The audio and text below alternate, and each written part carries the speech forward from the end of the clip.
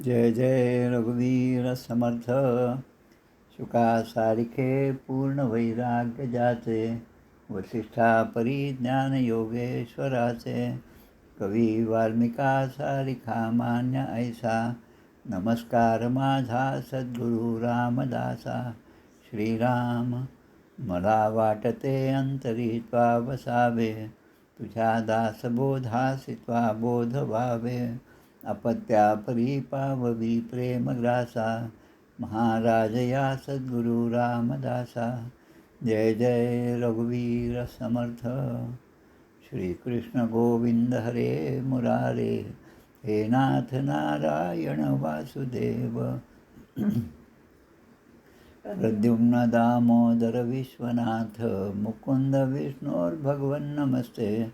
सच्चिदानन्दरूपाय विश्वोत्पत्त्यादिहेतवे, तापत्रय विनाशाय श्रीकृष्णाय वयं नमः. कृष्णाय वासुदेवाय हरये परमात्मने, प्रणतक्लेशनाशाय गोविन्दाय नमो नमः. वसुदेवसुतं देवं कंसचाणूरमर्दनं, देवकी परमानन्दं कृष्णं वन्दे जगद्गुरुं. कृष्णकमलपत्राक्षं पुण्यश्रवणकीर्तनं, वासुदेवं जगद्योनिं नौमि नारायणं हरिं. कृष्ण कृष्णेति कृष्णेति यो मां स्मरति नित्यशः, जलं भित्वा यथा पद्मं संसारात् उद्धराम्यहं. कृष्णाय वासुदेवाय देवकीनन्दनाय च, नन्दगोपकुमाराय गोविन्दाय नमो नमः. नमः पङ्कजनाभाय नमः पङ्कजमालिने, नमः पङ्कजनेत्राय नमस्ते पङ्कजाङ्ग्रे. गोपाल कृष्ण भगवान की जय. श्री भगवान वाच, ज्ञानं परमगुह्यं मे यद्विज्ञानसमन्वितं, सरहस्यं तदङ्गं च गृहाणगदितं मया. यावानहं यदा भावो यद्रूपगुणकर्मकः, तथैव तत्त्वविज्ञानमस्तु ते मदनुग्रहात्. अहमेवासमेवाग्रे नान्यद्यत्सदसत्परं, पश्चादहं यदेतच्च यो वशिष्येत सोऽस्म्यहम्. ऋतेऽर्थ यत् प्रतीयेत् न प्रतीयेत् चात्मनि, तद्विद्यात्मात्मनो मायां यथा भासो यथा तमः. यथा महान्ति भूतानि भूतेषु चावचेष्वनु, प्रविष्टान्यप्रविष्टानि तथा तेषु न तेष्वहम्. एतावदेव जिज्ञास्यं तत्त्वजिज्ञासनात्मनः, अन्वयव्यतिरेकाभ्यां यस्यात् सर्वत्र सर्वदा. एतन्मतं समातिष्ठ परमेण समाधिना, भवान् कल्पविकल्पेषु न विमुह्यति कर्हिचित्. गोपाल कृष्ण भगवान की जय. द्वादश स्कंद अवतरणिका.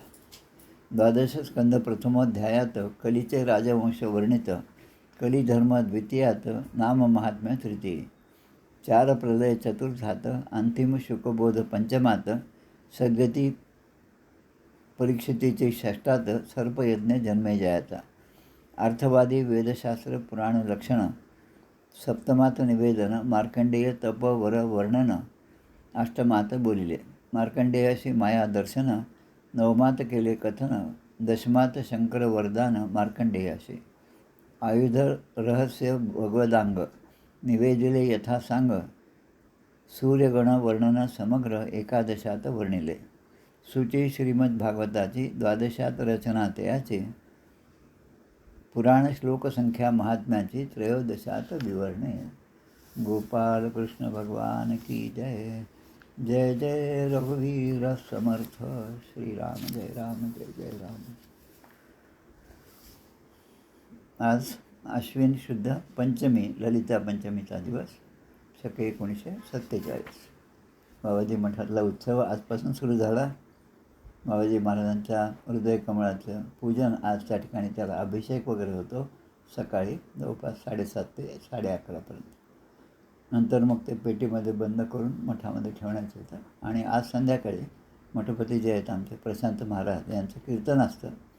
दरवर्षी समर्थांचा एक अभंग घेऊन त्यावरती कीर्तन करतात. तर आज संध्याकाळचा ते कीर्तनाचा भाग आहे. आज आपल्याला जो विषय आहे तो आहे 12व्या स्कंदामधला 4था अध्याय, चार प्रलय. चार प्रकारचे प्रलय जे सांगितलेले आहेत त्याचा आपल्याला आज विचार करायचा आहे.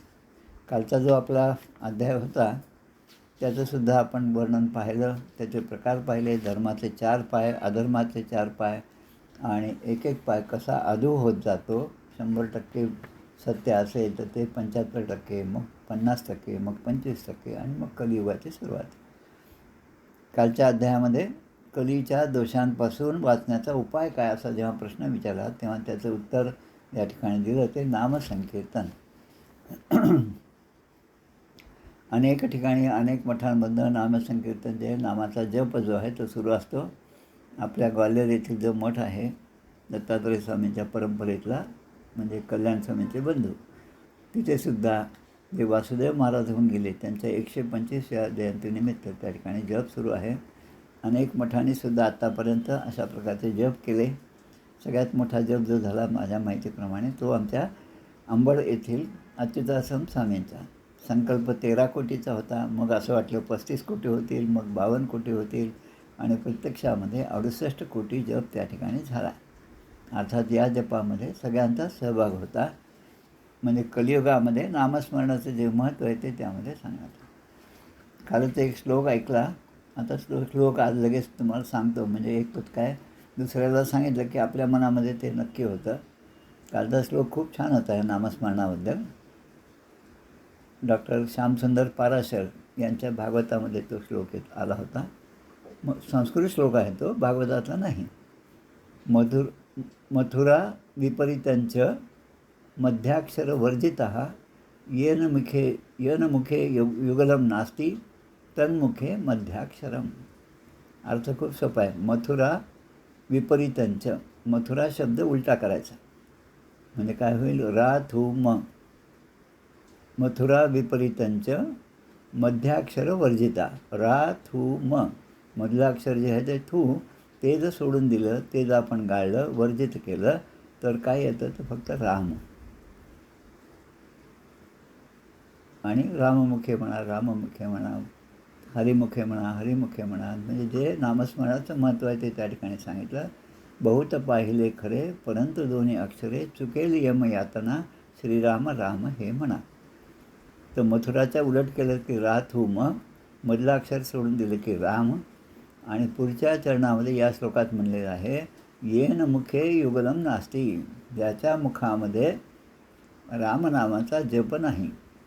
राम असेल, कृष्ण असेल, आपले सद्गुरू असतील, एखादं दैवत असेल, जो नामस्मरणाच्या कडे निष्ठा ठेवून आपलं नामजप करत नसेल, त्याची काय गती होते ते या ठिकाणी सांगितलं. येन मुखे युगलम नास्ती. युगल म्हणजे हे 2 शब्द, रा आणि म. येन मुखे युगलम नास्ती तन्मुखे मध्याक्षरम. म्हणजे त्याच्या तोंडावर तन्मुखे मध्याक्षरम, मथुराचं मधलं अक्षर थू, उलटं केलं तर रा थू म.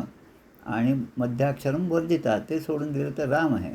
पण हे राम एवढं सोपं असूनसुद्धा येन मुखे युगलम नास्ती तन्मुखे मध्याक्षरम, त्याच्या मुखे मध्याक्षरम म्हणजे थू, म्हणजे त्याचं सगळीकडे काय म्हणतात थू होते. अशा प्रकारे हे रामाचं महत्त्व कालचा जो आपला अध्याय होता नामस्मरणाचा, त्याचंच आपल्याला एक चांगल्या प्रकारचं हे उदाहरण कालच्या एका प्रवचनामध्ये सापडलं. आता आजचा जो अध्याय आहे तो म्हणजे 4 प्रकारचे प्रलय. आता 4 प्रकारचे प्रलय म्हणजे कसे होतात प्रलय, हे प्रलय समजण्यासाठी अगोदर 2-3 गोष्टी आपल्याला लक्षात घ्यायच्या. एक तर म्हणजे उभारणी आणि संवारणी. प्रलय होणं म्हणजे जे काय आहे ते सगळं नष्ट होणं. आता उभारणी आणि संवारणी याचासुद्धा एक क्रम लक्षात घ्या. आपण नेहमी म्हणतो पृथ्वी, आप, तेज, वायू, आकाश. म्हणजे आपण सुरुवात करतो ती पृथ्वीपासून, जे शेवटचं तत्त्व आहे महाभूतांपैकी. पृथ्वी, त्याच्या अगोदर आहे आप, त्याच्या अगोदर तेज, आणि त्याच्या अगोदर वायू, आणि त्याच्या अगोदर आकाश.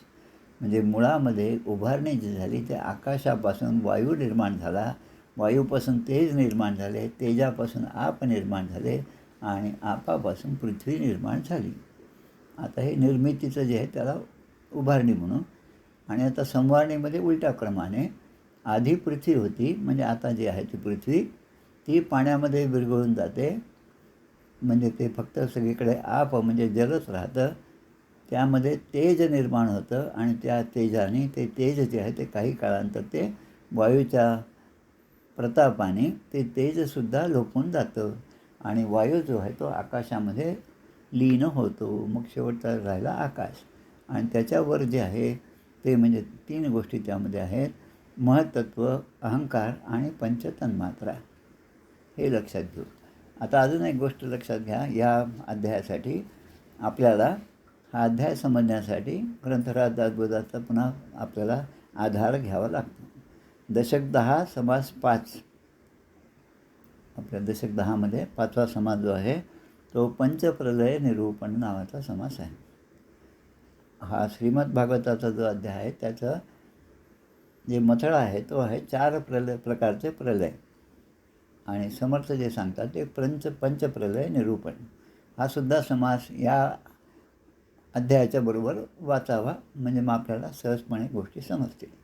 आता या ठिकाणी सुरुवात शुकदेव सांगतात, परमाणूपासून 2 परार्धपर्यंतच्या काळाचे स्वरूप आणि युगांचे मी परिणाम तुला सांगितले. आता हे श्लोकाचा पहिलंच चरण आहे. कालस्ते परमाणवादी द्विर परार्धा अवधी नृप.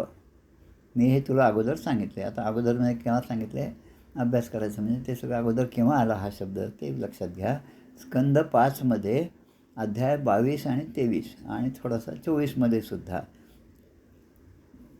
ते त्यामध्ये ते आलेलं आहे की सूर्याची गती, सूर्याचा रथ आणि त्याचा वेग, त्याची गती याचं वर्णन आहे. मग पुढे शिशुमार चक्र आहे. हे सगळं वर्णन करताना मागेच हे झालं आहे. शुकदेव परीक्षित राजाला सांगतात की मी मागे तुला सांगितलं, आता तू कल्पाची स्थिती आणि त्याचे प्रलय याचे वर्णनसुद्धा ऐक.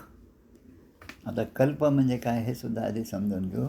बऱ्याच गोष्टी यामध्ये समजून घ्यायच्या आणि मग नंतर हे थोडं थोडं लक्षात येईल. आणि लक्षात नाही आलं तरी काही हरकत नाही. बहुत पाहिले खरे परंतु 2 अक्षरे चुकेल या त्याला श्रीराम राम हे म्हणा. यावर पूर्ण विश्वास असला की मग या गोष्टी आपले सद्गुरू आपल्याला सहजपणे समजावून सांगतात.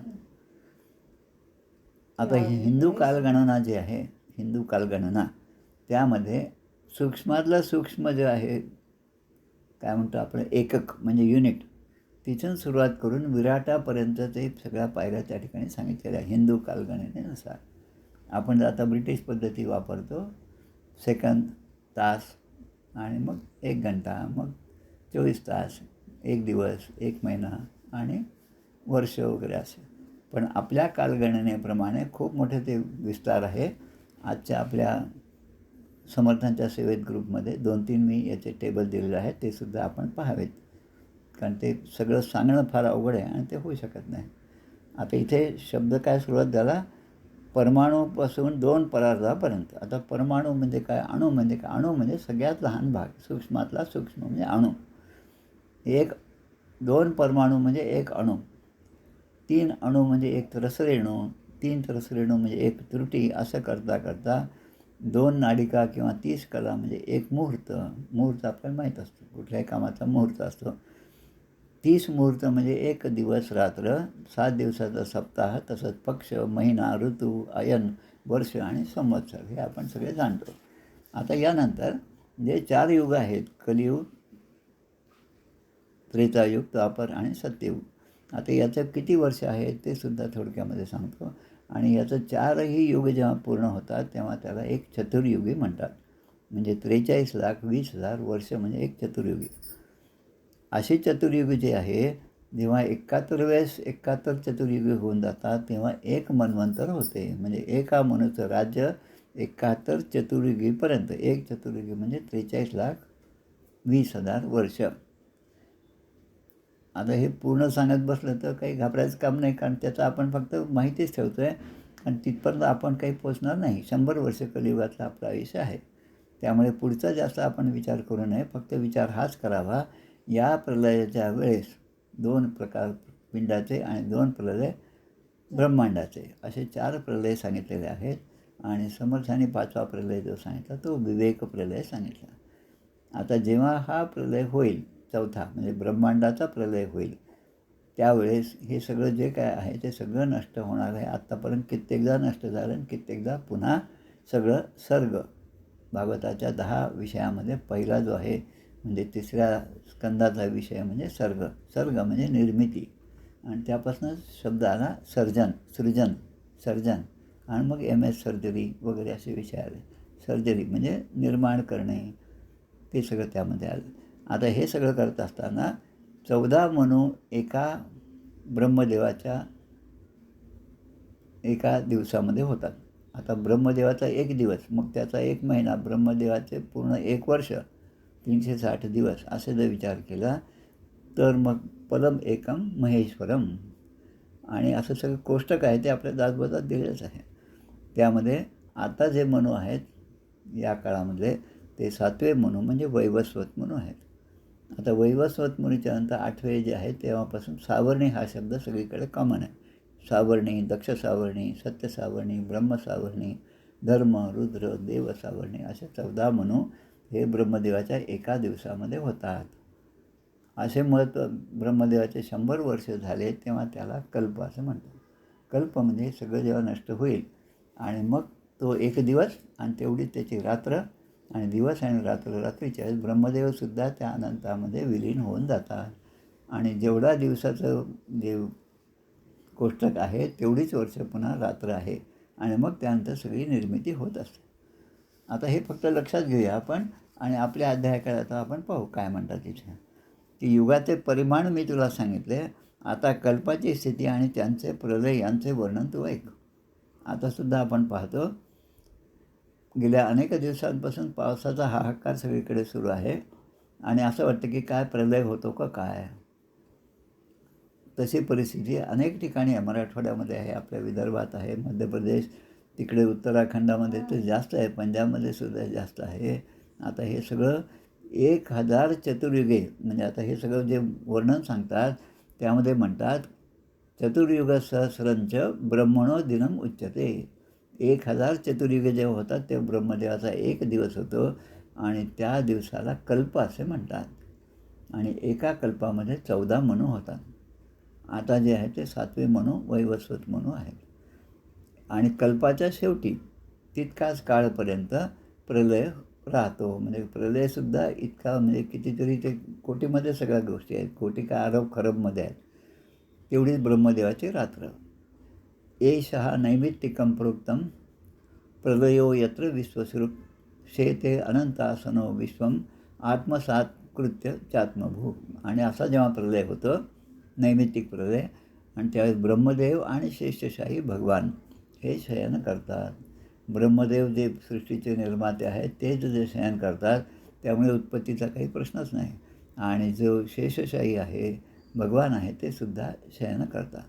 अशा प्रकारे द्विपरार्धे ततिक्रांते ब्रह्मण परमेष्ठिनः तदा प्रकृतया सप्त कल्पन्ते प्रलयाय वै. आता दिवस आणि रात्र असे झाल्यानंतर मग ब्रह्मदेवाचे 100 वर्ष म्हणजे माणसाच्या गणनेनुसार 2 परार्ध, आता द्वितीय परार्धच सुरू आहे. म्हणजे ब्रह्मदेवाचे 50 वर्ष झाले आणि 51 वर्ष पूर्वार्ध झाला, आता उत्तरार्धाचं पहिलं वर्ष सुरू आहे, म्हणजे 51 वर्ष सुरू आहे.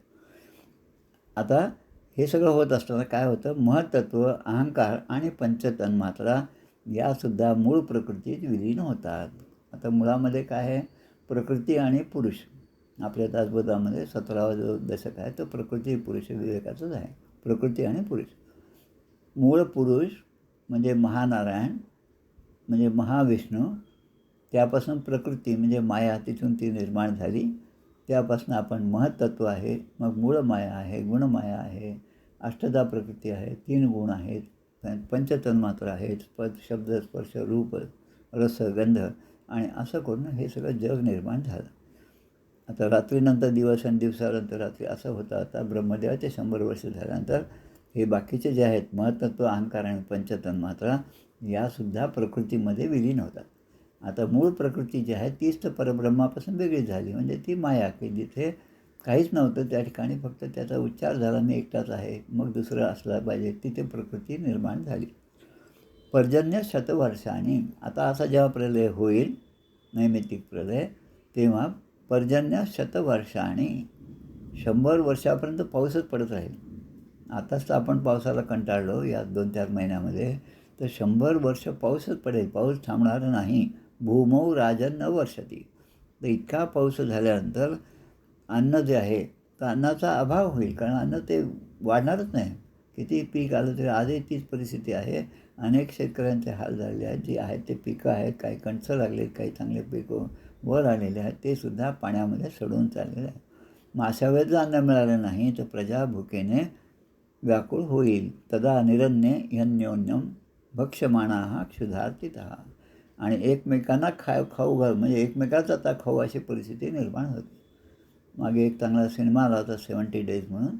त्या सिनेमामध्ये एक यान असतं, यान असेल किंवा बोट असेल माझ्या माहितीप्रमाणे, एका खडकावर जाऊन ते अडकलेलं आहे आणि सगळं ते फुटलं आणि मग सगळं नाश झाला. आणि मग त्यावेळेस जे माणसं त्यामध्ये होती 70 डेज 70 दिवसापर्यंत निर्जन अशा त्या बेटावर हे सगळी माणसं जी आहेत ती त्या ठिकाणी राहू लागली. आता खायला काही नाही, कित्येक वर्ष 70 दिवस राहिले. शेवटी एक दुसऱ्याला खाण्याची वेळ त्यांच्यावर आली. म्हणजे इथे जे सांगितलं आहे तसंच त्या सिनेमाचा गर्भितार्थ आहे. क्षयं यास्यन्ति शनकैः कालेनोपद्रुता प्रजाः सामुद्रम दैहिकं भौमं रसं सावर्तको रविः. आता उपद्रवामुळे पिडलेली प्रजा आहे. आता ती प्रजासुद्धा हळूहळू कमी होत जाते म्हणजे कोणी मरून जातील किंवा कोणी एक दुसऱ्यांना खाण्यामुळे ती संख्या कमी होईल. आणि असं होईल त्यावेळेस प्रलयकालीन सूर्य, आता सूर्याचा प्रताप सुरू, आता पर्जन्याचा झाला, आता सूर्याचा प्रताप, तो प्रलयकालीन सूर्य जो आहे तो प्रचंड किरणाने तापायला लागेल. समुद्र, पाण्याचे शरीरे, पृथ्वीवरील सगळा रस ते सगळं अग्नी तो शोषून घेईल, सूर्य शोषून घेतो आणि पृथ्वीवर रसहीन अशी ती पृथ्वी होईल. आणि मग त्यावेळी संकर्षणाच्या मुखातून, संकर्षण म्हणजे आदिशेष भगवान बलराम आपण जो म्हणतो, तर यांच्या मुखातून प्रलयकालीन अग्नी प्रगट होईल. आता पृथ्वीचा आपण जर ग्लोब आपल्या डोळ्यासमोर आणला तर वर सूर्य आहे, सूर्याचे तेज आहे, सूर्याचा जो अग्नी आहे त्याचा प्रताप आहे.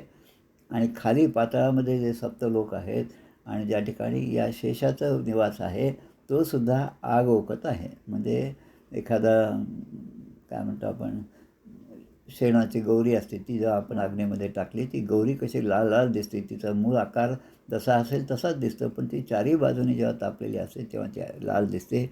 तसं या सगळ्या पृथ्वीचं रूप होईल. आता असं झाल्यानंतर मग म्हणतात वेगवान वायूमुळे जो अग्नी आणखी वाढतो. आता त्या जेव्हा वायूच आहे, फुंकर घातली की अजून तो प्रज्वलित होतो. पूर्वी आपण लहानपणी ह्या सगळ्या गोष्टी केल्या आहेत. चूल पेटताना फुंकणी होती बघ त्यावेळेस. आता ती पाहायलासुद्धा मिळत नाही, मुलांना सांगायलासुद्धा आपल्याकडे नाही. तर ती केल्यानंतर तो अग्नी अधिक प्रज्वलित होतो. त्यामुळे पृथ्वीच्या खाली असणारे जे 7 भाग आहेत ते सगळे भस्म होऊन जातात आणि खालून येणारे ते सगळे अग्नीचे ज्वाळा आणि वर प्रचंड उष्णता, यामुळे ब्रह्मांड एखाद्या पेटलेल्या शेणाच्या गोऱ्याप्रमाणे दिसू लागेल. परत सावर्तको वाती धूम्रम खम रजसा वृतम, रजसा आवृतम, आवृत म्हणजे वेढून घेतलेलं आहे. आणि मग सावर्तक म्हणजे काय, हा वायू आहे एक प्रकारचा. आपण दशमस्कंदामध्ये पाहिलं सावर्तक अग्नी. कंसाने त्याला आज्ञा केली होती की तिथं जाऊन तो आता असा पाऊस पाड की ते सगळं गोकुळ वाहून गेलं पाहिजे. 7 दिवस असा पाऊस पडत होता आणि मग त्यामधनं भगवंतानी आपली लीला त्या ठिकाणी दाखवली आहे. गिरीधर धरण भगवान की जय. आता असं जेव्हा होईल तेव्हा ढगामध्ये रंगीबेरंगी ढग दिसायला लागतील आणि मग त्यावेळी शेकडो वर्षापर्यंत पाऊस पडत राहील आणि ब्रह्मांडाच्या आतील सगळं जग हे जलमय होईन जाईल. शतं वर्षाणि वर्षंती नंदंती रभ सस्वनैः तत् एकोदकं विश्वं ब्रह्मांड विवरांतरम. आता हे सगळं वर्णन जे आहे ते वर्णन जेवढं समजतं तेवढं आपण समजून घेऊया.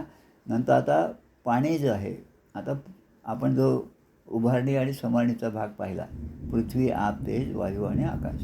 आता पृथ्वीचा गुण काय, गंध वास. आता पाणी जे आहे तो गंध शोषून घेते आणि मग हा गंध त्या पाण्यामध्ये विलीन होतो. असा हा प्रलयाचा काळ आहे. मग तेज तत्व आहे तर जल शोषून घेतं आणि ते जल निरस होऊन जातं, ते तेजामध्ये विलीन होतं. आता तेज ज्याच्यापासून निर्माण झालं, कारण तेजाचं लक्षण काय आहे, तेजाचं रूप काय आहे, तर त्याला रूप आहे तेज. मग ते रूपसुद्धा तेज रूपरहित होऊन जातं आणि ते वायूमध्ये विलीन होतं आणि वायू आकाशामध्ये. मग तामस अहंकार आहे. आणि तेजस अहंकार आहे आणि इंद्रियाच्या वृत्ती आहे. असं सगळं एकात एक लीन होऊन जातं. आता पुढे सांगितलं, न यत्र वाचो न मनो न सत्वं तमो रजो वा महदाद योमी न प्राणबुद्धीर इंद्रिय देवता वा सन्निवेश खलु लोककल्पहा. कारण प्रकृतीमध्ये वाणी, मन, सत्वगुण, रजोगुण, तमोगुण, महत्त्व, त्यानंतर त्यांचे विकार, प्राण, बुद्धी, इंद्रिये, आता इंद्रियांच्या देवता यासुद्धा प्रलयाच्या काळी राहत नाहीत. आणि मग लोक राहणारच नाही. त्यांचे आकार, मान किंवा त्यांचं काय असेल ते काहीच शिल्लक राहणार नाही. आणि मग त्या अव्यक्ताला जगाचे मूलभूत तत्त्व असं म्हणतात. अहमेवासमेवाग्रे नान्यन्त्यत् सदसत्परम. सत्परम, सत आणि असत त्याच्याही पर असणारं हे मी तत्त्व आहे. हे तुमच्या काय म्हणतो आपण त्याला चतुश्लोकी भागवतामध्ये 4 श्लोकामध्ये सांगितलेलं आहे. आता पुढे, त्यावेळी बुद्धी, इंद्रिय आणि त्यांच्या विषयांच्या रूपांमध्ये त्यांचे अधिष्ठान असलेले ज्ञानच फक्त शिल्लक राहते. म्हणजे शेवटी काय असतं याच्यामध्ये, राहतं काय शिल्लक, तर फक्त ज्ञानच शिल्लक राहते. आता या ठिकाणी आपण आपल्या ग्रंथराज दासबोधाचा आश्रय घेऊया. म्हणजे ज्या गोष्टी आपण आता वाचत आहोत त्या थोड्याशा अजून सोप्या होतील आणि जास्त भीती वाटणार नाही. समर्थाने आपल्याला आश्वासन दिले. त्याप्रमाणे दशक 10 समास 5 मधले ओव्या ज्या आहेत त्या ओव्या आपण काही पाहू. ऐका प्रलयाचे लक्षण, पिंडी दोन्ही प्रलय जाणं, एक निद्रा एक मरण देहांत काळ. पिंड म्हणजे आपण शरीर, ब्रह्मांड म्हणजे सगळं. आता प्रलय, या पिंडाचे प्रलय म्हणजे 2 आहे. एक म्हणजे निद्रा आणि एक म्हणजे मरण, देहांत काळ. आता देहधारक तिन्ही मूर्ती निद्रा जेव्हा संपादित, तिन्ही मूर्ती म्हणजे ब्रह्मदेव, विष्णू आणि शंकर या देहधारक मूर्ती आहेत. त्या जेव्हा निद्रेमध्ये जातील त्याला निद्रा प्रलय असं म्हणायचं. कोणाचा, तर ब्रह्मांडाचं. जसं पिंडी आहे तसंच ब्रह्मांडामध्ये होईल.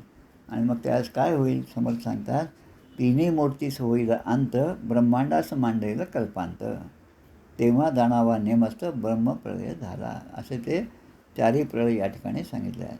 दोन्ही पिंडी दोन्ही ब्रह्मांडी, 4ही प्रलय नवखंडी, 5वा प्रलय उदंडी जाणीचे विवेकाचा. 4 प्रलय सांगितले, पिंडाचे 2 आणि ब्रह्मांडाचे 2 आणि 5वा प्रलय म्हणजे विवेकाचा. आता पिंडाचे 2 तर आपल्याला समजतात. दिवसभराचं काम केलं की माणूस कष्टाने थकून जातो आणि रात्र झाली आणि रात्र हो का न हो, जेव्हा थकतो तेव्हा माणूस सहजपणे निद्रेमध्ये जातो, झोपतो. कारण त्यावेळेस त्याचा जागृतीचा जो व्यवहार आहे, जो व्यापार आहे, जे त्याचं कर्म आहे, कर्तृत्व आहे, ते सगळं लीन होतं आणि जो निद्रेच्या अधीन होतो. त्याला म्हणायचं निद्रा प्रलय. आता या निद्रा प्रलयाचा अनुभव आपण रोजच घेतो. जेव्हा आपण झोपतो तेव्हा दिवसभराचं सगळं आपला क्षीण जो आहे तो निघून जातो. सकाळी पुन्हा कराग्रे वसते लक्ष्मी असं म्हणून आपली सकाळ होती आणि मग पुन्हा कालचं राहिलेलं जे काही आपलं काम आहे ते काम आपल्याला आठवतं आणि ते काम आपण दिवसभरामध्ये करण्याचा संकल्प करतो आणि करतो. अशा प्रकारे दिवसामागे दिवस जातात.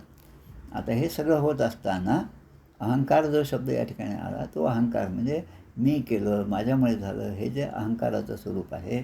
आणि तिकडे ब्रह्मांडाच्या ठिकाणी अहंकाराचं स्वरूप म्हणजे भगवान शंकर. जे पिंडामध्ये आहे तेच ब्रह्मांडामध्ये. विराटाचं स्वरूप जर आपण पाहिलं तर जसं आपल्या पिंडामध्ये आपले जे 2 डोळे आहेत ते तिकडे ब्रह्मांडामध्ये विराटाच्या ठिकाणी 2 नेत्र आहेत, चंद्र आणि सूर्य आहेत. त्यामुळे प्रत्येक गोष्ट जे या पिंडामध्ये आहे ते ब्रह्मांडामध्ये आहे आणि ब्रह्मांडामध्ये असे प्रत्येक गोष्ट पिंडामध्ये आहे. ऐसे 5 प्रलय सांगितले यथान्वये, आता हे अनुभवास ये ऐसे करू. निद्रा जेव्हा संचरे तेव्हा जागृतीस व्यापार सरे, सुषिप्ती अथवा स्वप्नभरे अकस्मात अंगी. आमचे कृपालू महाराज जे आहेत त्यांच्या एका प्रवचनात ते सांगतात, जेव्हा झोप येते माणसाला, खूप झोप आली तो सगळं व्यवहार सोडतो. आता म्हणतो आता मी झोपल्याशिवाय मला काही बरं वाटणार नाही, तर झोपायला. आता ज्याला झोपत असताना त्याला उठवा आणि त्याला सांगा, अरे तुझी गाडी चोरीला गेली. तो म्हणतो जाऊ दे, कारण का त्याला तिथे झोपेचं महत्त्व आहे, बाकी त्याचं महत्त्व नाही. आता मृत्यूप्रलय हा तर आपला निद्रा प्रलय आहे. आता देहांत समय काय होतं, देही रोग बळावती अथवा कठीण प्रसंग पडती, तेणे पंचप्राण जाती व्यापार सांडणी. अनेक प्रकारचे रोग याचं सगळं वर्णन दिलेलं आहे. आध्यात्मिक, आदिभौतिक, आदिदैविक ताप, आणि तिकडे गेला मन पवनो, इकडे राहिली नुसती तनू. भगवंताचा जो एक भाग आत्मरूपाने आपल्या ठिकाणी आहे तो परब्रह्मामध्ये विलीन झाल्याबरोबर इकडचे सगळे व्यवहार बंद होतात आणि दुसरा आणि इकडे राहिला फक्त तनू, फक्त शरीर राहतं. त्याला दुसरा प्रलय, मृत्यू प्रलय असं म्हणतात. आता तिसरा प्रलय जे सांगायचं ब्रह्मांडाचा, तिसरा ब्रह्मा निजेला तो हा मृत्यूलोक गोळा झाला. जेव्हा ब्रह्मा स्वतः ज्याच्यापासून निर्माण झाला त्या परब्रह्मामध्ये लीन होतो तेव्हा त्याने जेवढं काही संसार सगळा थाटला असेल तो सगळा या ठिकाणचा त्याचा प्रलय होतो, तो सगळा नाश पावतो. प्रत्यक्ष ब्रह्मदेवसुद्धा निद्रेमध्ये जातो. त्यामुळे ब्रह्मांडाचा तो प्रलय झाला.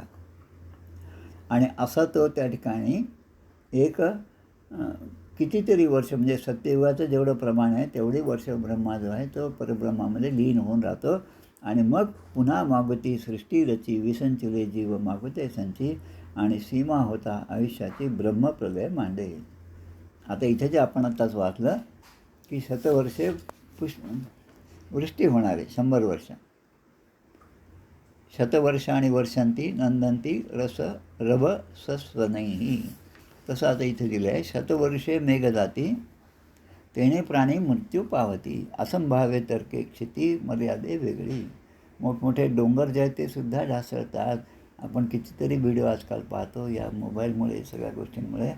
प्रत्यक्ष घडल्याबरोबर एकदम 2-3 तासामध्ये आपल्याला सगळं ते पाहायला मिळतं. आणि तेवढं सगळं पाहायला मिळूनसुद्धा आपलं जीवन किती क्षणभंगूर आहे हे आपण दुसऱ्याच्या उदाहरणं पाहतो. तरी पण आपण आपलं जे आहे आयुष्य जे आहे ते आपण म्हणतो पाहू, आता नंतर डिसेंबरमध्ये पाहू, नाही पुढच्या वर्षी तर नक्कीच पाहू असं म्हणत असतो. पण ते पाहत असताना असंच त्या ठिकाणी महाभारतामधला सुद्धा संवाद आहे. कोणीतरी न्याय मागायला धर्मराजांकडे आलेला आहे. तेव्हा धर्मराज दुसऱ्या कामात व्यस्त असल्यामुळे धर्मराज म्हणतात तू आज नाही उद्या ये. आता उद्या ये म्हटल्याबरोबर भीमसेन त्या ठिकाणी असतात आणि भीमसेन लगेच टाळी वाजून आनंद व्यक्त करतात. काय म्हणतात भीमसेन?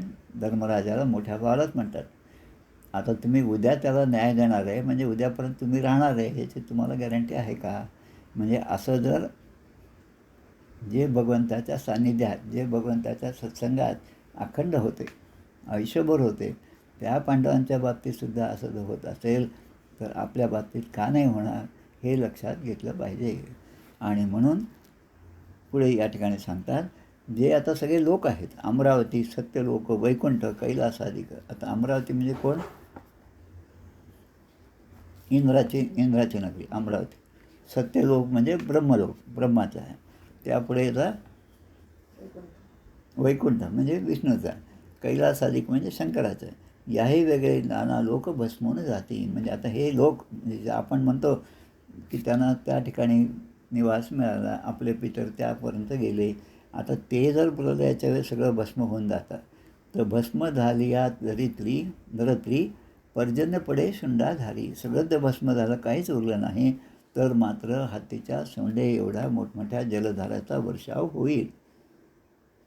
आणि मही विरे जळांतरी निमिष मात्रे. आता संवारणी जे आहेत मगाशी आपण बोललो ते सगळे यामध्ये सांगितले. ऐसे ज्वाळ एकवटती तेणे देव देह सोडती. आता देवसुद्धा आपला देह सोडतात म्हणजे त्यांचासुद्धा मृत्यूप्रलय आला आणि पूर्वरूपे मिळवून जाते प्रभंजनी. आणि ते त्या वाऱ्यामध्ये, वायूमध्ये ते स्वतःला विलीन करतात. आणि तो वारा झडपी वैश्वानरा. त्या वाऱ्यामुळे वैश्वानर म्हणजे अग्नी आणि वन्य विजेल एकसरा. तो अग्निसुद्धा विजून जाईल आणि वायू धावय सराविरा परब्रह्मी. आणि मग तेथे जाणीव राहिली आणि जगज्योती निमाली. जाणीव म्हणजे मी आहे. जाणीव म्हणजे अंधारातसुद्धा आपण गेल्यानंतर मी आहे. कुठेच तू? इकडे जिथे अंधार आहे तिथेच मी उभा आहे पण मला काही दिसत नाही. म्हणजे सगळं आहे तिथे पण त्यामुळे मला दिसत नाही. माझे इंद्रिय काम करत नाहीत. दृष्टी जी आहे त्याने मला काही दिसत नाही. हे पण मी आहे हे मात्र नक्की आहे. तिथे जाणीव राहिली आणि जगज्योती निमाली. शुद्ध सारांश उरली स्वरूपस्थिती. आणि मग म्हणतात जितकी काही नामाविधाने ते प्रकृतीची निगुणे, प्रकृती नसता बोलणे कैसे बोलावे. मग आता प्रकृती आणि पुरुष यांचा विवेक सांगितला आहे. शेवटच्या ओळीमध्ये समर्थ आपल्याला सांगतात प्रकृती असता विवेकीचे. आता ही प्रकृती जर परब्रह्मामध्ये विलीन झाली तर मग विवेक कोण करणार? कारण विवेक करायला बुद्धी पाहिजे, आणि बुद्धी कुठून आली तर ते मनुष्य पाहिजे, शरीर पाहिजे. त्याचाच एक घटक म्हणजे ही बुद्धी आहे. आणि त्या बुद्धीलाच एक नाव जे आहे ते महत्त्व हे नाव आहे. आणि त्याच विवेक प्रलय बोलिजे, म्हणजे सगळ्या गोष्टी जशा आहेत तशाच राहतात. म्हणजे आपल्या भोवतालचं जे काय आहे त्यामध्ये नष्ट काहीच होत नाही. म्हणजे प्रलय आपण जो पाहिला हे नष्ट होतं, ते नष्ट होतं, तसं काही न होता आपण विचाराने, विचारे प्रकृती संहारे दृश्य असतात बोसरे. खूप चांगली उभी आहे. 2 चरण खूप महत्त्वाचे. विचारे प्रकृती संहारे. आता प्रकृती आहे, प्रकृतीचा स्वभाव आहे, प्रकृती ही मायामय आहे, आणि ती माया माणसाला, जीवाला भुलवून टाकते. पण जे साधू संत आहेत, जे परब्रह्म स्वरूपाशी लीन झाले, जे मुक्त आहेत, त्यांना या प्रकृतीचा कुठलाही त्रास होत नाही. ते अगदी शांतपणेच असतात. पण इतर जे असतात त्यांच्याबरोबरचे ते मात्र त्यामध्ये चलबिचल होतात. स्थैर्य त्यांचं काही टिकून राहत नाही असं. आणि मग अशा वेळेस आपल्याला जे सांगितलं की या सत्य वस्तू काय आहे, तर परब्रह्मामध्ये अनेकता आहे. अनेकता असली तरी एखाद्या अज्ञानी माणसाला वाटले, पण त्याचे वाटणं जे आहे ते सुद्धा वाटणं काय, की मला असं वाटलं, तुला असं वाटलं, म्हणजे ते आपलं शरीर आहे तो पण हे वाटणं आहे. अन्यथा त्याला काही अर्थ नाही. म्हणजे आपण जो जो विचार करतो, जो जो या शरीराच्या योगे आपण जे जे कर्म करतो ते सगळं नाशवंतच आहे. आणि मग आता काय, स्थूल, सूक्ष्म, कारण आणि महाकारण, या 4 गोष्टी लक्षात घ्यायच्या. स्थूल म्हणजे स्थूल शरीर, सूक्ष्म म्हणजे त्यातलं वासनात्मक शरीर, कारण म्हणजे अज्ञान, आणि महाकारण म्हणजे ज्ञान. म्हणजे सगळ्यात शेवटी महत्त्वाचं काय, ज्ञान. ऐक ज्ञानाची लक्षणं. ज्ञान म्हणजे आत्मज्ञान. पाहावे आपणाचे आपण, या नावं ज्ञान. म्हणजे मी आणि ते परब्रह्म एकच आहे अशी आपली स्थिती होणं, आणि ती होण्यासाठी विवेक प्रलय फार महत्त्वाचा आहे. विवेक प्रलय म्हणजे विवेकाचा वापर करून जे जे मला दिसतं, जे जे माझं असं मला वाटत होतं, ज्याच्यावर मी इतकं प्रेम केलं, ते सगळं माझं नाही हे समजणं म्हणजे विवेक. जसा भगवंतानी आपल्या अवतार समाप्तीच्या वेळेस एवढे सगळे 55 कोटी यादव जे आहेत त्यांचा सगळ्यांचा संहार झाला. अगदी 2, 4, 5 भगवंताला जे पाहिजे होते तेच उरले. उद्धव फक्त राहिले त्या ठिकाणी, कारण उद्धव या सगळ्यांच्या बरोबर होते. आणि उद्धव गेला तर मग उद्धव माझं पुढचं काम कसं करेल, उद्धव तिकडे कसं जाईल, त्या द्वारकेला जाऊन सगळ्यांना कसा निरोप देईल, बद्रीनारायणाला जाऊन कसा त्या ठिकाणी तप करेल. म्हणून उद्धवाला मात्र त्यातून त्यांनी वेगळं ठेवलं. आता भगवंतानी आपल्याला वेगळं ठेवायचं असेल तर भगवंत आपल्याला आपलेसे केलेच पाहिजे, आणि ते आपण नाही केलं तर मग या सगळ्या वावटेळीमध्ये आपण केव्हाच वाळलेल्या त्या पानाप्रमाणे उडत जाऊ. जसे व्यवहाराचे माणूस व्यवहारामध्ये एकाच सोन्याचे कंकण, कुंडल अशा अनेक रूपात रूपांतरण करतो, त्याप्रमाणे विद्वान लोक जे आत्मज्ञानी आहेत ते लोक लौकिक आणि वैदिक वाणीने इंद्रियातीत असलेल्या भगवंताचं स्वरूप जे आहे त्याचा साक्षात्कार करून घेतात. आता इथे अजून एक छान उदाहरण दिलं आहे. आता ढग जे आहेत आकाशातले, निरभ्र असं आकाश आहे, पण त्यामध्ये ढग निर्माण झाले. आता हे ढग कशामुळे निर्माण झाले, हे सूर्यापासूनच निर्माण झाले, आणि सूर्यामुळे ते ढग आपल्याला दिसतात. रात्रीच्या वेळेस आपण प्रयत्न केला तरी ते ढग दिसत नाहीत. काही काळ दिसतात पण नंतर स्पष्ट दिसत नाही. त्यामुळे दिवसा जेव्हा ढग असतात तेव्हा सूर्याच्या दर्शनामध्ये आपल्याला व्यत्यय येतो. आपले डोळे असतात, डोळे म्हणजे आपले सूर्यच आहेत आपल्या दृष्टीने, पिंडाच्या दृष्टीने. त्या डोळ्यांनी आपण सूर्याकडे पाहता आलं पाहिजे, पण मध्ये तो ढग आल्यामुळे आपल्याला ते दर्शन होत नाही. आता ह्या दोन्ही गोष्टी, ढग असेल किंवा आपले डोळे असेल, हे त्या सूर्यामुळेच प्रकाशित होतात. म्हणजे ब्रह्माचाच अंश असलेल्या जीवाला ब्रह्मस्वरूपाचा साक्षात्कार होण्यासाठी ह्याच माया जी आहे ती बाधक ठरते. आणि म्हणून अर्जुनाला जे आहे ददामी दिव्यचक्षु जे दिले, कारण परब्रह्माच्या स्वरूपाला त्याला पाहायचं होतं. आत्तापर्यंत कृष्णाला त्याने बऱ्याचदा पाहिलं, आणि कृष्णाबरोबर मैत्रीप्रमाणे, मित्राप्रमाणे, अगदी आपल्या हाताखाली कोणी असल्याप्रमाणे त्यांनी सगळा व्यवहार केला. आता जेव्हा हे स्वरूप पाहिलं किंवा पाहायचं, भगवंताला दाखवायचं होतं विश्वरूप, तेव्हा त्याला ते दिव्य दृष्टी भगवंताने दिली, आणि त्यामुळे तो हे सगळं पाहू शकला, अन्यथा पाहताच आला. तर सूर्यापासून निर्माण होणारे ढग जे हळूहळू विखुरले जातात. ढग दिसतात आकाशामध्ये, पण जेव्हा वारा यायला लागतं आणि त्यात हळूहळू हे ढग विखुरले जातात आणि तेव्हा डोळा आपलेच स्वरूप असणाऱ्या सूर्याचे दर्शन घेण्यासाठी समर्थ होतो. आता आत्यंतिक प्रलय काय ते सांगतात. जीव जेव्हा या विवेकाच्या शस्त्राने, आत्यंतिक प्रलय म्हणजे जीव जेव्हा या विवेकाच्या वापराने मायामय अहंकाराचे बंधन सोडून देतो. अहंकाराचं बंधन, अहंकार म्हणजे माझं कुटुंब, माझं सगळं काय म्हणतात ते आपले मी आणि माझे कुटुंब खूप मोठं होतं पहा. मी आणि माझे कुटुंब, मी आणि माझी जबाबदारी. तर ते जे आहे मी आणि माझे असं जो करत होता, तर त्याच्या ठिकाणी आता हा जो विचार होता, तो विचार त्याने विवेकाच्या शस्त्राने त्याचं बंधन तोडून टाकलं आणि आपल्याला परब्रह्मामध्ये स्वतःला स्थिर केलं. आता सगळ्या गोष्टी जशाच्या तशाच आहेत, पण विवेकाने, विचारे प्रकृती संहारे, दृश्य असताच ओसरे. दृश्य असताच म्हणजे समोर दिसतंय आणि तरी पण त्याचा कुठलाही प्रभाव आपल्यावर होत नाही, अशी अवस्था आहे. त्याला आत्यंतिक प्रलय असं म्हटलं. तत्त्वज्ञानी लोक जे आहेत ते जसा नदी प्रवाह आहे, कालरूप प्रवाहाच्या वेगाने क्षणाक्षणाला ते नदीचं पाणी बदलत जातं, नवीन पाणी त्या ठिकाणी येतं, पण ते इतकं अखंडपणे होत असतं की त्यामध्ये काही बदल झाला असं वाटत नाही.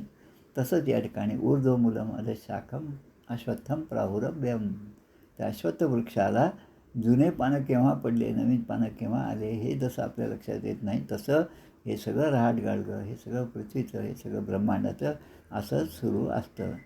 आणि मग त्या विवेकानेच आपल्याला हे त्यापासून आपण दूर झालं पाहिजे आणि भगवंताशी एकरूप झाले पाहिजे.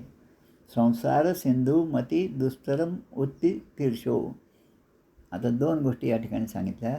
जे लोक तरण्यास कठीण अशा संसार सागराच्या पलीकडे जायची इच्छा ठेवतात, म्हणजे भवसागर हा जो पार करायचा असेल तर त्याने काय करावं, तर भगवंताच्या कथा श्रवणाखेरीज दुसरी नौका नाही. एखादी बोट असली पाहिजे, तर बोटीत बसून आपण पलीकडे जाऊ शकतो. पण आता ही बोट कशाची, कथा श्रवण म्हणजे भगवंताची कथा श्रवण. तुझ्या कृपेने भवसागर हा आम्ही पार करू. आपल्या प्रल्हाद महाराजांचं खूप छान असं. आणि नंतर मग काय, जे लोक अनेक प्रकारच्या दुःखाग्नीने होरपळले आहेत, त्रिविध तापे पोळला, त्यांच्यासाठी मग काय, भगवंताच्या कथारूप रसाच्या सेवनाखेरीज दुसरे कोणतंच सेवन ते करत नाही, दुसरं रसायन नाही, त्यावर कुठलाच इलाज नाही. आता श्रीमद भागवत हे जे आहे हे पुराण सनातन ऋषी, पुराण काळामध्ये सनातन ऋषी नारायणाने म्हणजे नरनारायण ऋषी जे या तुमच्या काय म्हणतो आपण त्याला बद्रीनारायणाला जे तपस्या करीत आहेत, आजही ते आहेत, त्यांच्या कृपेने देवर्षी नारदांना हे समजलं. आणि नारदाने हे मला सांगितलं, म्हणजे मला म्हणजे आपल्या भगवान व्यासांना सांगितलं आणि व्यासाने ते शुकमुनींना सांगितलं आणि शुकमुनी आता या ठिकाणी म्हणतात कृष्णद्वैपायनांना सांगितलं. आणि मग ते म्हणतात की त्याच महर्षी कृष्णद्वैपायनांनी म्हणजे माझ्या वडिलांनी, शुकदेव म्हणतात माझ्या वडिलांनी प्रसन्न होऊन मला त्या वेदतुल्य भागवत संहितेचा उपदेश केला, असं ते परीक्षित राजाला सांगतात. सवै मह्यम महाराज भगवान बादरायण इमाम भागवतीं प्रीत संहितो वेद संहिताम, मला तो त्याने उपदेश केला. आता तुझ्यासाठी मी सांगतो, शुकदेवा सांगतात, एताम वक्षत्यसौ सूत ऋषिभ्यो नैमिषालये. आता समोर बसलेले आहेत बरं का, कोण, तर सूतजी समोर बसले, सूत शौनकादी ऋषी यांचा संवाद आहे जो नैमिषारण्यामध्ये झाला. आता ते सूतजी हे जेव्हा भागवत सुरू होतं, शुकदेव परीक्षित राजाला सांगत होते, तेव्हा ते सूतजीसुद्धा समोर बसलेले होते. आणि मग ते त्या ठिकाणी म्हणतात की आता शौनकादी ऋषी नैमिषारण्यामध्ये एक मोठं सत्र करणार आहेत. आता हे सगळं भविष्यातलं, मी म्हटलं 12व्या स्कंदामध्ये पुढे होणाऱ्या गोष्टी या ठिकाणी सांगितल्या. नैमिषारण्यामध्ये असं मोठं सत्र चालेल आणि त्या नैमिषारण्यामध्ये सूतजींना सांगतात की हे जे तू आता ऐकलं माझ्याकडून आणि मी परीक्षित राजा जो उपदेश केला, ते सगळं भागवत महापुराण जे आहे ते तुला या शौनकादी ऋषीने प्रश्न जे विचारतील त्याप्रमाणे तुला ते त्यांना सांगायचं आहे. आणि तेव्हा त्यांनी विचारल्यावरून पुराणाचा वक्ता सूतजी त्यांना ही सगळी संहिता सांगेल. म्हणजे मुळामध्ये हे भागवत ज्या ठिकाणी झालं ते त्या ठिकाणी ऋषिकेश, हरिद्वार, बद्रीनारायण या ठिकाणी, आणि मग नंतर जे झालं ते आपल्या नैमिषारण्याच्या ठिकाणी. नैमिषारण्यामध्ये सुद्धा खूप छान असा निसर्ग आहे की ज्या ठिकाणी अखंड भागवत सप्ताह सुरू असतात. असा तो मोठा वृक्ष आहे त्या ठिकाणी, आणि त्या वृक्षाच्या ठिकाणी 3-4 मजली अशी ती बिल्डिंग आहे त्या ठिकाणी. प्रत्येक मजल्यावर एक भागवत सुरू असतं त्या ठिकाणी. प्रल्हाद महाराजांच्या पादुका घेऊन जे आम्ही गेलो होतो तेव्हा तिथे एक दिवस आमचं मला वाटतं वास्तव्य होतं. दीर्घसत्र कुलश्रेष्ठ संपुष्ट शौनकादी भीही. दीर्घसत्र, अनेक वर्ष, हजारो वर्ष चालणारं हे सत्र त्या ठिकाणी सुरू होतं. म्हणजे सूतजी आणि शौनकादीचा संवाद त्या ठिकाणी सुरू होता. आम्ही जेव्हा त्या ठिकाणी गेलो तेव्हा गोंदवलेकर महाराजांनी ज्या ठिकाणी तपश्चर्या केली त्या आश्रमामध्ये आम्ही उतरलो होतो. आता तिथले जे पुजारी होते त्यांना मी विचारलं की ही जी कथा झाली 88,000 ऋषी आणि सूतजी यांचं जे भागवत झाला, सप्ताह झाला, तो कुठे झाला या ठिकाणी, म्हणजे असं काही त्याचं ठिकाण आहे का? मग ते म्हणतात की 88,000 ऋषी बसतील, म्हणजे हे सगळं नैमिषारण्य तुम्हाला जे दिसतं हे सगळं त्याच प्रकारे व्यापलेलं होतं. ज्या काळामध्ये माईक नव्हता, ज्या काळामध्ये कुठलंही साधन नव्हतं, दिवे नव्हते, त्या काळामध्ये हजारो वर्षापूर्वी ही भागवत कथा झाली. आणि ती कथा कशासाठी की एवढे सगळे प्रलय झाल्यानंतरसुद्धा जो विवेकाचा वापर करेल, म्हणजे विवेकाचे फळते सुख, अविवेकाचे फळते दुःख, हे जे समर्थ आपल्याला सांगतात. आणि विवेक शब्द समर्थांनी जवळपास 400-500 वेळेस आपल्या ग्रंथराज दासबोधामध्ये वापरलेला आहे. तो विवेक जो सर्वसामान्यांना सांगितला तो आपण आधी ग्रहण करावा, आणि त्यामधलं जे वाईट आहे ते सोडून द्यावे. जनी निंदते सर्व सोडून द्यावे, जनी बंधते सर्व भावे करावे. असं केलं तर त्या परब्रह्माच्या स्वरूपाशी आपण एकरूप होऊ. अन्यथा पुन्हा जन्ममरण जे आहे आणि अनेक योनी ज्या आहेत, ज्या योनी दिलेल्या आहेत, 84 लक्ष योनी आहेत, त्याचंसुद्धा एक कोष्टक मी आत्ता दिले काल परवा, ते सुद्धा आपण पाहावं. अनेक प्रकारच्या योनी आहेत ज्यामध्ये आपण केलेल्या पूर्व पापांचं आपल्याला परिमार्जन त्या योनीमध्ये राहून करावं लागतं. आता मनुष्य योनी आणि ह्या बाकीच्या योनी ज्या आहेत त्यामधला फरक आहे की मनुष्य योनीमध्ये आपल्याला भगवंताचं दर्शन करण्याची सोय आहे, इतर योनीमध्ये ही नाही. भगवंताच्या जवळ असूनसुद्धा एखादा घोडा मुक्त झाला असं काही कुठे नाही, कारण त्याने कृष्णालाही पाहिलेलं असतं, पण तो त्यावेळेस असतो, घोडासुद्धा असतो, एखादं जनावरसुद्धा असेल, पण त्यांना ते मुक्ती किंवा मुक्ती काय असते ह्या विचारसुद्धा त्यांच्या मनामध्ये नसतो. आणि आपल्या कानावर हे सगळे ग्रंथ असतात, आणि ग्रंथ असूनसुद्धा आपण त्याकडे डोळे झाक करतो. त्याला समर्थ म्हणतात. तो काय आत्महत्यारा असो ऐसे प्रपंचिक मूर्ख, त्याचे अवलोकन करू नये असं सांगतात. आणि म्हणून मग जागा होण्याची गरज आहे आपल्याला. श्रीमद भागवताच्या या रूपाने आपण आता 12व्या स्कंधामधला हा 4था अध्याय आपण आज पूर्ण करत आहोत. इति श्रीमद्भागवते महापुराणे पारमहंस्यां संहितायां 12 स्कंधे 4थोऽध्यायः. श्रीकृष्णार्पणमस्तु. आता पुढच्या आठवड्यामध्ये शुकदेवाने केलेला अंतिम उपदेश, राजाला केलेला अंतिम उपदेश तो आपल्याला पाहायचा. आणि त्यानंतरचा जो भाग आहे तो परीक्षितीची परमगती आणि जन्मेजयाचे सत्र आणि वेदांते शाखा भेद, असे 2 अध्याय पुढच्या आठवड्यात आपण पाहूया. आपण आपली आरती करूया, थांबूया मग. जय हो जय श्री भागवता, आरती करी तुझ भगवंता. जय हो जय श्री भागवता, आरती करी तुझ भगवंता. श्री शुकमुनीने परम भक्तीने नाना परीने गायले जा हरिचरिता. आरती करी तुझ भगवंता. वेद तरुचे मधुर फळ, स्वादुरसे जे सोज्वळ. आत्मा राम मुनी अचल, सेवुनी करीती जन सफळ. महापर्वणी आली अवनी, की अगहरणी भवजल तरणी. ती पतिता आरती करी तुझ भगवंता.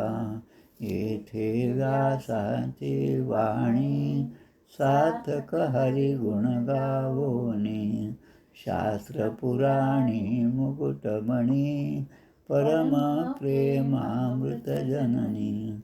सहज सेविता भाविक भक्ता उदारदाता मोक्ष तत्वता देहाता. आरती करी तुझ भगवंता गमते जणू मानस तीर्थ. द्वादश सोपाने युक्त आत्मल भक्ती जले भरित. विहरे हरिहंस चितेथ. श्लोक सुकुमले संत अलिकुले. सेवुनि रमले भान विसरले रस पिता. आरती करी तुझ भगवंता अपार महिमा ग्रंथाचा. वदवे ना कोणासाचा. मेवा कविवर संताचा. प्राणची कीर्तनकाराचा. जणबोधाचा स्वयंप्रभेचा. द्वादश कळीचा रवी अंतरिता तमहरता. आरती करी तुझ भगवंता. ग्रंथ नव्हे हा श्रीकृष्ण. गीते वेधी मन पूर्ण. अनन्य होता या शरण. खचित टळे जन्म मरण. त्रितापदाती चिरये शांती. नाथ ही वदती रामपदी ठेवी माता. आरती करी तुझ भगवंता. जय हो जय श्री भागवता. आरती करी तुझ भगवंता. गोपाल कृष्ण भगवान की जय. जय जय रघुवीर समर्थ. श्रीराम जय राम जय जय राम.